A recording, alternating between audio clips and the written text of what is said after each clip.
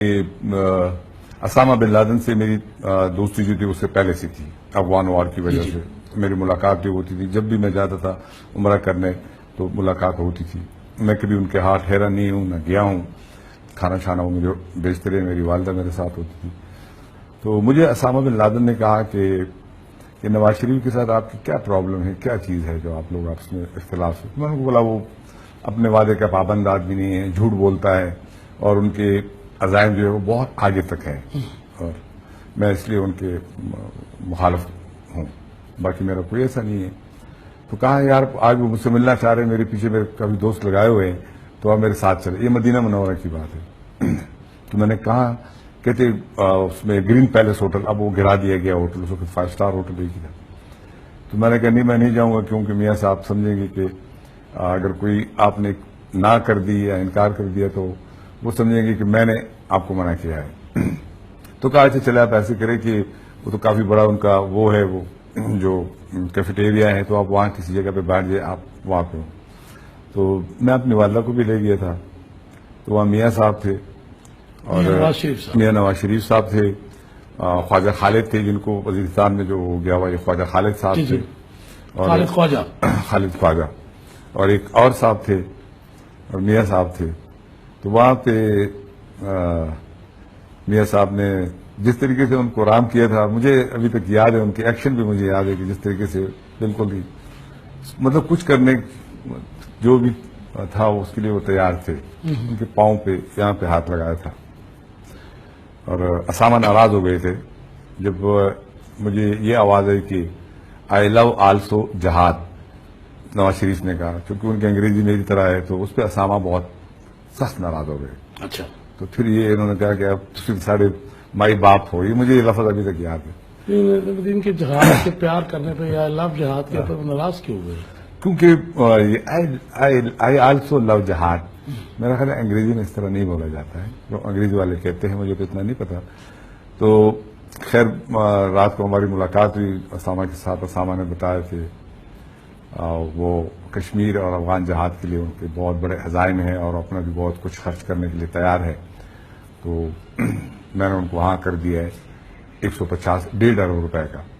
1989 کی بات ہے. جی ہاں. تو 1.5 ارب روپیہ میاں نواز شریف صاحب نے اسامہ بن لادن سے لیے تھے جو جہاد کے نام پر تھے، اور وہ اس میں 27-28 کروڑ روپے بے نظیر بھٹو شہید کے خلاف ووٹ آف نو کانفیڈنس میں خرچ کیا تھا. جو پیسے لیے وہ محترمہ بے نظیر کی گورنمنٹ ٹاپر کرنے پہ لگائے گئے. وہ 27 کروڑ لگائے تھے. تو باقی 1 کروڑ جو ہے 1 کروڑ 24 لاکھ یا 25 لاکھ جو ان کا بندہ تھا وہاں مدینہ میں ہی کھا گیا تھا. اچھا. اور 1 کروڑ ایک اور ساتھی ان کا کھا گیا تھا. باقی پھر ان کے تھے. اب مجھے پتہ نہیں انہوں نے کیا کیا ہے. نمشا صدیقی صاحب، میاں نواز شریف اینڈ بردرز جو ان کی کمپنی ہے، 90s میں ارلی 90s میں آپ کے اوپر ایک کیس بھی کرتے ہیں. اکرم چودھری صاحب ان کے وکیل ہوتے ہیں آپ کی طرف سے. سید آپ اس کا مقابلہ کرنے کے لیے آپ نے ایسا کیا چھاپا تھا کہ جو آپ کے خلاف انہوں نے ڈیمیجز کا سو بھی کیا تھا؟ اور جب آپ نے کہا تھا کہ میں اس کو فیس کروں گا، سید افضل، آئی اسٹل ریمبر، سید افضل حیدر صاحب آپ کے وکیل تھے، تو پھر انہوں نے وہ کیس واپس لے لیا تھا.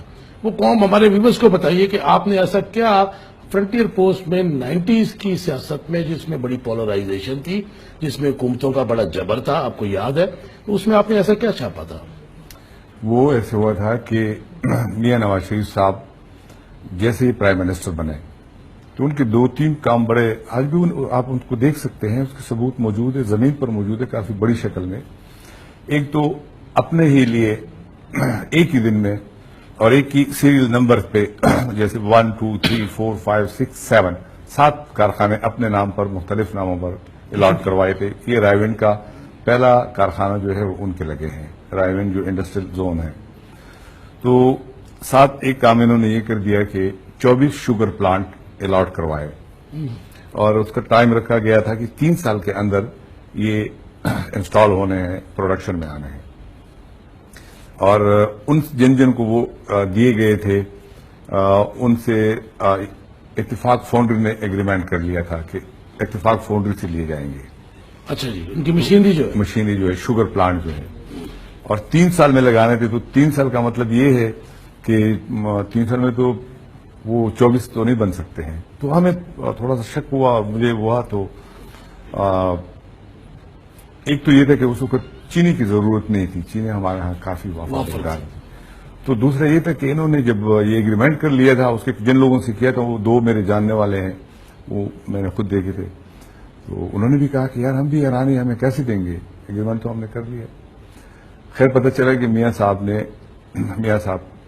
گروپ نے، میاں صاحب ہی کہہ سکتے ہیں اب، یہ تو میاں صاحب یہ ہندوستان سے انہوں نے 15 شوگر پلانٹس کا سودا انڈیا میں کیا تھا. یہ 1992-3 کی بات بتا 92 میں وہ آ گئی تھی مشینری. رحمت شاہ فدی صاحب